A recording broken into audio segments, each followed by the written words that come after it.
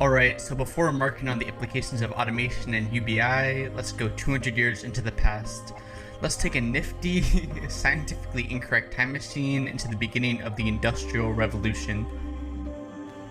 So in high school history class, you may have briefly learned about the Luddites, a disgruntled group of formerly middle-class, British 19th century textile workers who lost their jobs because of the developing technology of the Industrial Revolution, destroying mass amounts of textile machinery to process their lost careers.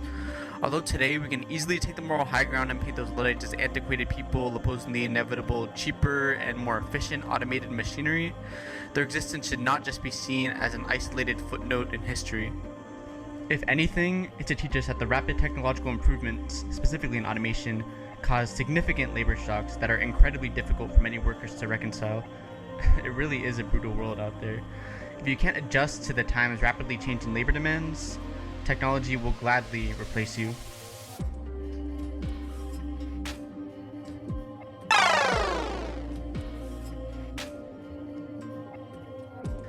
In the long run, although we may seem hard-pressed to admit it, technology shapes our society and economy's development much more than we shape the development of technology. Stopping technological innovation and its myriad of economic, social, and political consequences has almost always proven to be a futile effort throughout history. I mean, although individual groups like the Amish may have fun living in the 18th century, that's certainly interesting, choosing not to adopt modern technology, nobody has really been able to thwart rapid technological improvements to even our most destructive weapons, such as nuclear warheads.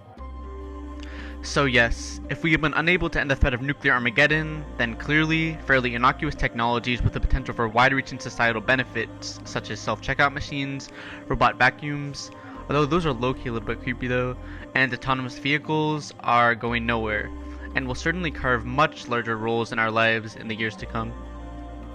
For consumers, automation is hugely liberating. Although you may miss out on some small everyday interactions with employees as more tasks become automated, the mentally taxing processes of waiting in line for groceries, vacuuming your house, and driving have been streamlined and made cheaper, allowing you to free up time and money for more enjoyable activities like watching my channel and investing in cannabis ETFs. I kid. For businesses, better technology is also great. They can now employ robots or outsource incredibly cheap labor from Vietnam to gain significantly higher profit margins on incredibly popular products that you love, making the company's C-suite, skilled employees, and investors much richer than before. Well, unfortunately, automation results in a much less rosy picture for American truck drivers, clerks, and those in manufacturing jobs, many of whom are losing employment in droves due to both automation and outsourcing. Although high-skilled tech, management, engineering, and health jobs will thrive over the next 15 years as the automation of menial tasks allow those workers to become more productive, converting millions of truck drivers into highly skilled engineers or health professionals is, quite frankly, kind of a gargantuan task.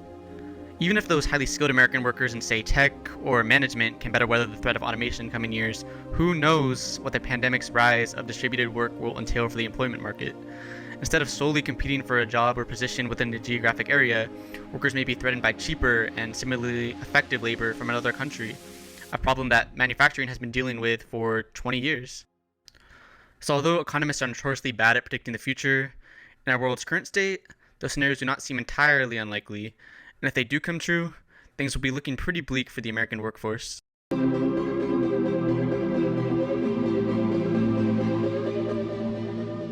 So this is where Andrew Yang, the frontrunner for the upcoming 2021 New York City mayor election and 2020 upstart presidential candidate who suspiciously never got the chance to speak at debates despite having the most distinctive economic policy platform of anyone, comes into the picture.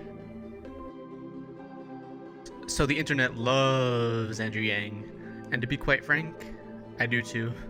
For any dark horse grassroots presidential or mayoral candidate, whether it be Mike Gravel or Tulsi Gabbard decrying regime change wars, or Andrew Yang illustrating the plights of low-skilled workers who, like Luddites, were displaced by automation, I certainly commend any candidate that brings pressing issues ignored by mainstream media to the forefront of the political discourse.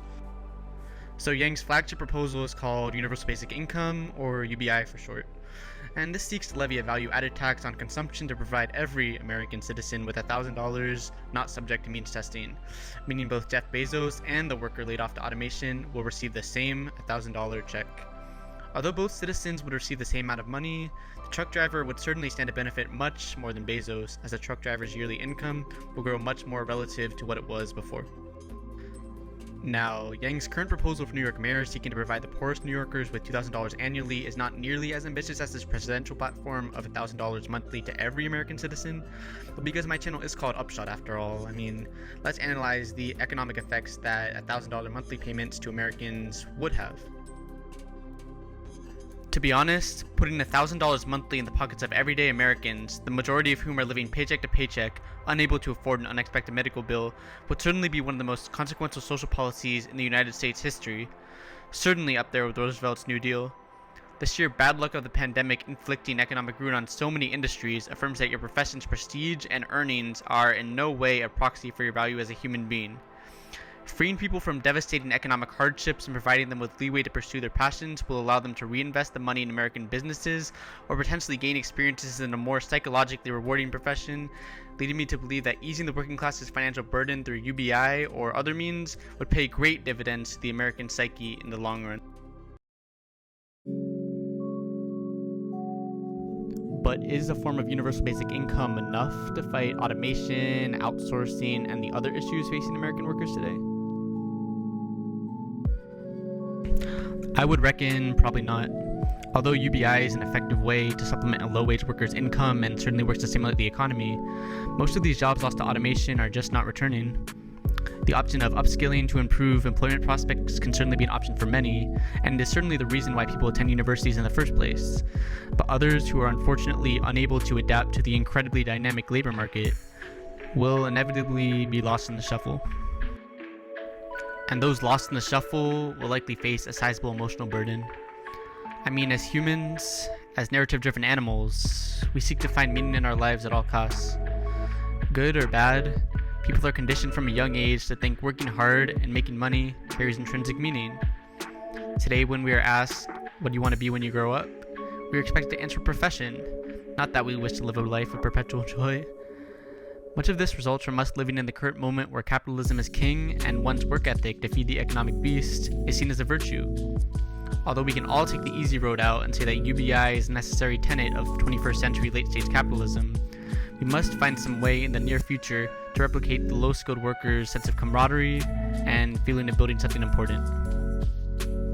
Without that, we have seen the political upheaval, 50,000 opioid deaths of despair, and formerly vibrant cities turning into ghost towns.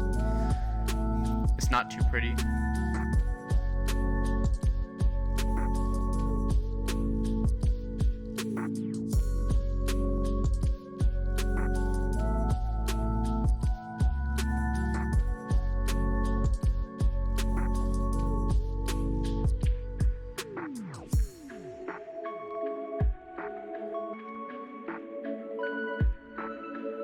Yeah, I know that video was a little bit bleak, but I can assure you that they all won't be.